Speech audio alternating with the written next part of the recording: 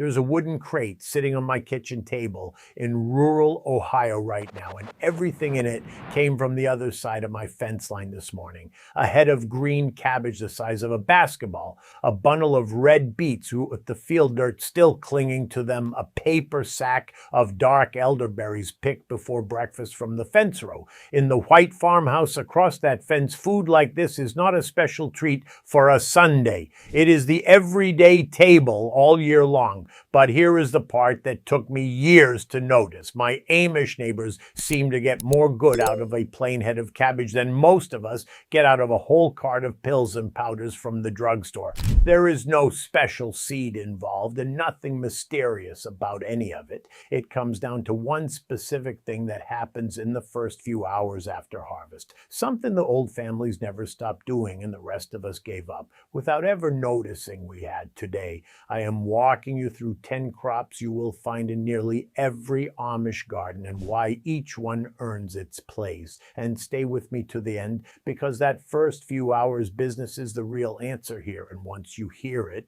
it will change how you eat from your own garden for good. I'm Bill, though most folks online know me as Backyard Bill. I garden a little piece of land in rural Ohio right alongside an Amish settlement, and those families are my neighbors, my friends, and my greatest teachers. I spent 30 years learning hard lessons back there, too many of them with a rototiller and a shelf of chemicals I could not pronounce. Most of what I know now I learned from my friend Daniel right across the fence. Now, one thing before we start, because I owe you honesty, I am not a doctor and nothing in this video is medical advice. What I am is a fellow gardener who watched some of the healthiest older folks I've ever met eat from their own dirt every single day, and who finally asked why. Because the way most of us chase health is expensive. We push a cart past the supplement shelves at the pharmacy. We pay grocery prices for berries that rode a refrigerated truck for a week, and the bill climbs while the food gets older. A little bottle of elderberry syrup at the drugstore runs $20 or more. Daniel's wife puts up a year's worth from a hedgerow that cost the family nothing but one Saturday and some sugar. Daniel put it better than I ever could. He told me the Lord already planted everything a family needs, and our job is simply to tend it and to eat it while it is still alive. That last part stuck with me. While it is still alive, keep those words in your back pocket, because I am coming back to them at the very end, and they explain every crop on this list. None of these are rare plants. Every one of them grows in an ordinary backyard in ordinary soil in most of this country. Now, everything I'm about to show you comes out of what my neighbors taught me, and I wrote the whole system down in a book called the 30-Day Amish Pest-Proof Garden Protocol. It is the complete old world system for building a garden that defends itself from pests without a single chemical, laid out as a 30-day plan any home gardener can follow. It covers the 5 reasons modern gardens attract pests, while Amish gardens do not. The 7 foundations of a pest-proof garden, the full 30 days, week by week, and the deeper skills that come along with it, like seed saving, hand tools, and preserving the harvest. It runs 117 pages, and it costs $17 right now, marked down from $47. That is $17 once against a shelf of sprays most of us buy again every single spring. Now go ahead and grab your phone and open up your camera, the same one you use to take pictures. Point it at that square code on your screen and hold it steady for a second. A little link will pop up, give it a tap, it will take you straight to the book. And if you are watching on your phone right now, the link is waiting for you right down below in the description. Take your time. There is no rush at all. I'll wait right here. All right, let's get back out to the garden, because the first crop on this list is probably sitting half forgotten in your refrigerator drawer right now. Number 1, cabbage. Walk through any Amish garden in Holmes County or Lancaster County, and you will find cabbage, rows of it, big blue-green heads sitting like bowling balls in the dirt. It is the plainest vegetable in America, and the old families treat it like treasure. A single head of cabbage carries a good dose of vitamin C, plenty of fiber, and it costs pennies to grow from seed. It handles frost that would kill a tomato plant, which is why it feeds a family in spring and again in fall. But the real reason cabbage sits at the top of this list is what happens to it down in the cellar. My neighbors shred it fine on a wooden board, salt it, and pack it tight into a heavy stoneware crock. Then they wait. Over a few weeks in that cool cellar, the salt and the cabbage's own natural cultures turn it into sauerkraut. Old-timers ate a forkful of it with supper all winter long, and they swore by it for keeping the stomach settled through the cold months. Their great-grandparents in the old country did the same thing before anybody had a word for it. If you want to try it, the method is short. Shred 1 head of cabbage, toss it with about 3 tablespoons of salt. Pack it into a clean crock or a large jar until the juice covers it. Keep it covered in a cool spot for 3 to 4 weeks. That is the whole job. And that crock in the cellar is our first clue to the promise I made you at the start, though I am not going to explain why just yet, because the next crop feeds you twice from one row. Number 2, beets. Down in an Amish root cellar in February, when the garden outside is frozen solid, there are wooden bins of beets sitting in sand, firm as the day they were pulled. Beets earn their place for a simple reason. One row gives you 2 different foods. The tops cook up like spinach, tender in a little bacon fat in a cast iron skillet, and they are loaded with the same good things dark leafy greens are known for. The roots keep for months, full of folate and minerals, and the old farmers swore by beets for strength through a hard winter. You will find pickled beets, deep ruby red in mason jars, on nearly every Amish supper table I've ever been welcome at. They are also one of the easiest crops on this list. Plant seeds an inch deep in April. Thin the seedlings to 3 inches apart. Pull the roots when they reach the size of a baseball. If you do nothing else, roast a fresh pulled beet in the oven the same evening you pull it and taste it against a store beet. You will not need me to convince you after that. Now, here is where most folks go wrong with the next crop. They buy it in a little plastic jar already old, when the fresh version costs almost nothing to grow.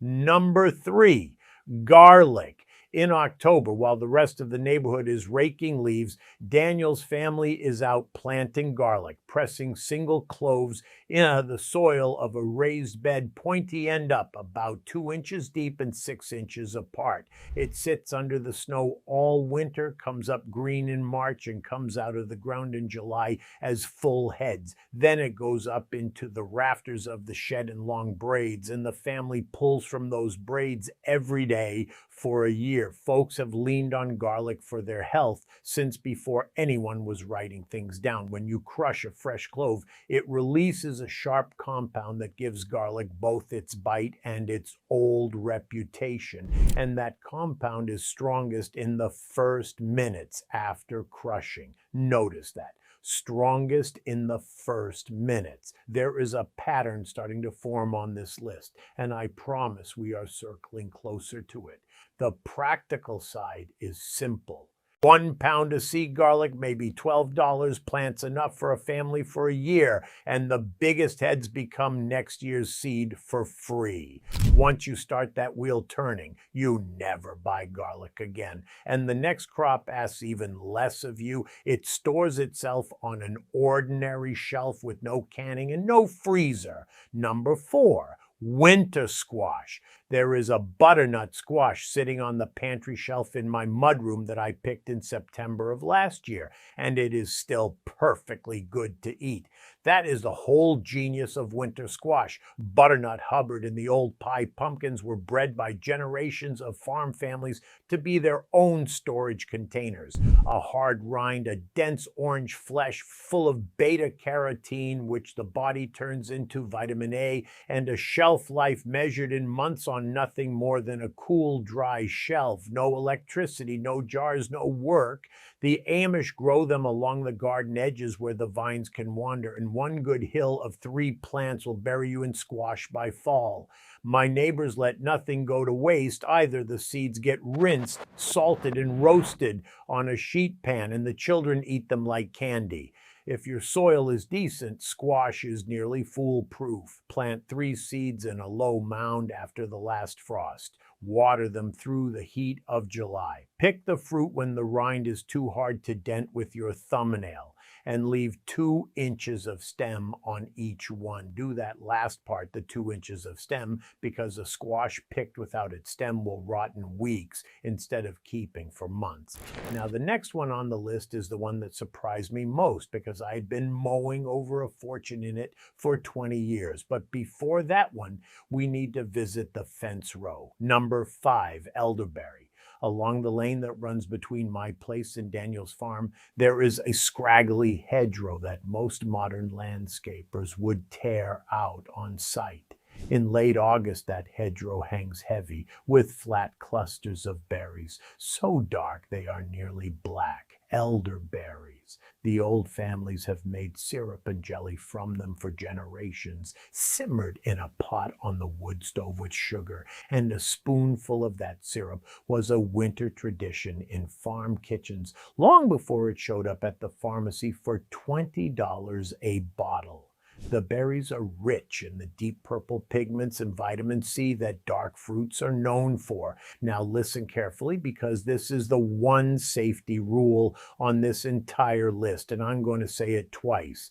Elderberries must always be cooked. Never eat them raw. Raw elderberries, and especially the stems and leaves, can make you good and sick. So every old recipe simmers them first, and you will do the same. Cooked down into syrup or jelly, they are a fence row gift. The bushes themselves grow like they're being paid to. Stick 2 bare root plants in a damp corner in spring, and in 3 years, you will have more berries than your family can use. And that fortune I said I was mowing over, that is next. Number 6, dandelion greens. The first spring I was invited to eat at my neighbor's table, there was a bowl of greens dressed with hot bacon dressing, and I asked what fancy thing it was. It was dandelion, the same yellow-flowered weed I had been spraying, cursing, and digging out of my lawn for 2 decades, and there it was, served like a delicacy. It turns out the old order never lost what most of us forgot, that young spring dandelion greens are one of the most nutrient-dense leaves growing in America, rich in vitamin A and vitamin K, and free for the picking. The old farm families ate bitter spring greens on purpose. After a long winter of potatoes, salt meat, and cellar food, those first sharp greens were the traditional way to wake the appetite back up, and grandmothers across the countryside called them the spring cleaning of the table. 2 rules if you try them. Pick only young leaves before the plant flowers, because old leaves turn too bitter. And pick only from ground you know is clean, never from a lawn or roadside that has ever been sprayed. If you learned only one thing today, let it be this: the plant you have been fighting hardest may be the one that was put there for you. It is not about fighting nature. It is about working with it. And the next crop is going to hand us the biggest clue yet to the promise I made you in the first minute of this video. Number 7, sweet corn. If you have ever eaten sweet corn pulled from the stalk that same morning, boiled within the hour, you already know something is different about it, even if nobody ever told you why.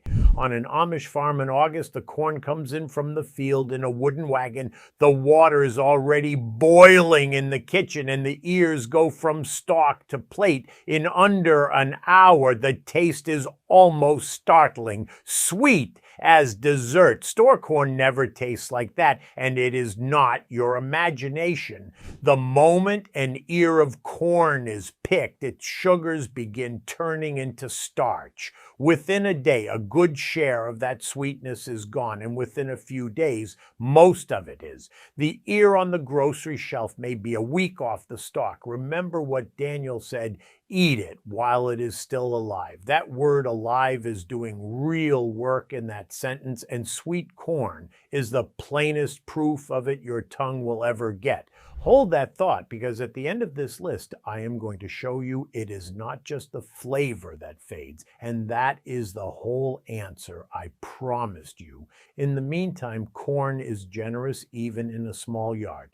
Plant it in a block of at least 4 short rows rather than one long one, so the wind can pollinate it properly and pick it the day you plan to eat it. But sweetness will not carry a family through January. For that, the old order turns to the quietest crop on this list. Number 8, dry beans. On a porch rail at my neighbor's place every October, there are pole bean vines hung up to finish drying, pods gone brown and papery, rattling in the wind. Inside those pods is winter. Dry beans were the backbone protein of American farm kitchens for 200 years, and they still are across that fence. A quart mason jar of homegrown dried beans holds a remarkable amount of food, protein, fiber, iron, and the kind of slow, steady fuel that a working family runs on, and it keeps for years on a shelf with zero effort. The method could not be older or simpler. Grow any pole bean or old shelling bean up a teepee of wooden poles. Stop picking in late summer. Let the pods dry brown right on the vine. Shell them on the porch some cool evening, which my neighbors treat as social time rather than work, and store the beans in jars. Save a handful of the best looking beans, and that is next year's seed, free forever. There are families in that settlement growing bean lines their great-great-grandparents carried over, and every winter pot of bean soup connects them straight back. And if beans are the most patient crop on this list, the next one is the most generous, because you plant it exactly once.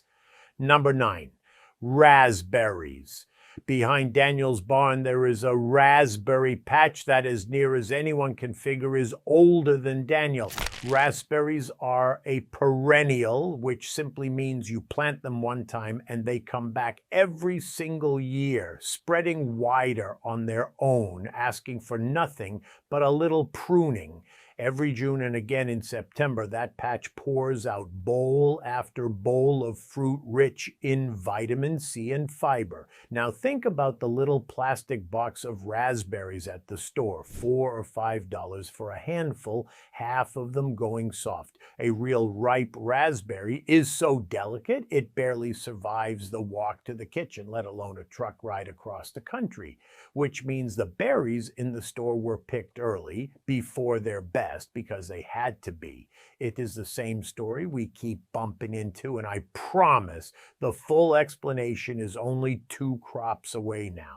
If you plant just one thing after watching this video, make it a 3-foot row of raspberry canes along a fence. Set them in the ground this fall, water them their first summer, then get out of the way, and they will pay you back for 20 years. And that brings us to the last crop, the strangest one on the list, and the one the old-timers reach for every spring. Number 10, horseradish. In a corner of nearly every old farm garden, there is a patch of big, floppy, dock-like leaves that nobody seems to tend and nothing seems to kill. Under those leaves is horseradish. Dig a root in the cold of late fall, wash it at the pump and grate it fresh, and it will clear your head from across the room. That sharp bite comes from natural compounds the plant makes to defend itself, the same reason no pest ever bothers it, and the old farm families put a little grated horseradish on the table through late winter and early spring as their traditional tonic, the sharp taste that told the body winter was ending. My neighbors mix it with a little little vinegar the minute it is grated, because fresh horseradish is at full strength only briefly before it fades. There it is one more time, at full strength only briefly. Growing it takes less instruction than anything I've ever shared. Bury one root crown in a corner you do not mind giving up forever, because horseradish never leaves once it settles in. Dig what you need each fall, leave the rest. That is the entire method. And now, friend, you have heard the same quiet drumbeat under all 10 of these crops. It is time I paid up on what I promised you at the start. Here is the first few hours answer. A vegetable does not die when you pick it. It is still alive, still breathing in its own quiet way, and with no roots to feed it anymore, it starts spending down its own stores to stay that way. That is not a figure of speech. It is plain biology, and you have already tasted it. The sweet corn turning starchy in a single day. The horseradish at full strength only in the first minutes after grating. The garlic sharpest right after crushing. The raspberries that cannot survive a truck. What is happening to the flavor is also happening to the goodness inside. Tender greens and fresh picked produce begin losing a meaningful share of their vitamin C and other delicate nutrients within days of harvest, and the clock starts the moment the stem is cut. Now follow the store vegetables road. Picked early so it ships well. Days on a truck, days in a warehouse, days on the shelf, then more days in your refrigerator drawer. By the time it reaches your fork, it may be 1 or 2 weeks off the plant, spending its goodness the whole way. Now follow the Amish road, picked in the morning on the table by noon, and whatever the garden gives beyond the day's needs is not left to fade. It is locked in at its peak that same day, in the crock, in the canner, in the cellar sand, in the syrup pot. That is the whole answer. The old families are not eating better crops than the ones at the store. They are eating the same crops at the hour God made them best and preserving them at that hour instead of any other. That is what Daniel meant by eating it while it is still alive. And it is why even a small backyard bed of these 10 crops does something no grocery budget can buy. You cannot purchase freshness measured in hours. You can only grow it a few steps from your kitchen door. And that is the heart of what Daniel taught me, but none of it works if the pests take your harvest before you do. And that is exactly why I wrote the 30-day Amish Pest-Proof Garden Protocol. It is the complete old world system, 30 days layer by layer, for a garden that defends itself without chemicals, plus the preserving and seed saving skills to keep that hour's fresh food on your table all year.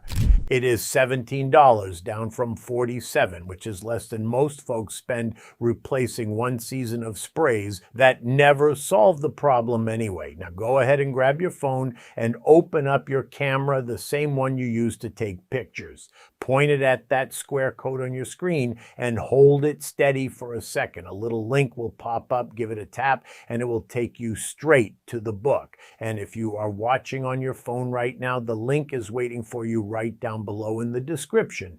Take your time. There is no rush at all. I'll wait right here. So there it is, 10 ordinary crops, 1 wooden crate on my kitchen table, and 1 simple truth about the first few hours after harvest that changes all of it.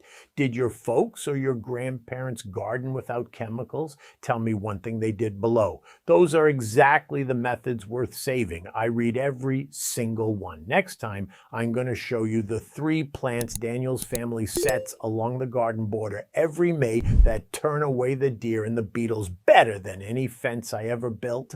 Work with nature, not against it, and I'll see you in the garden.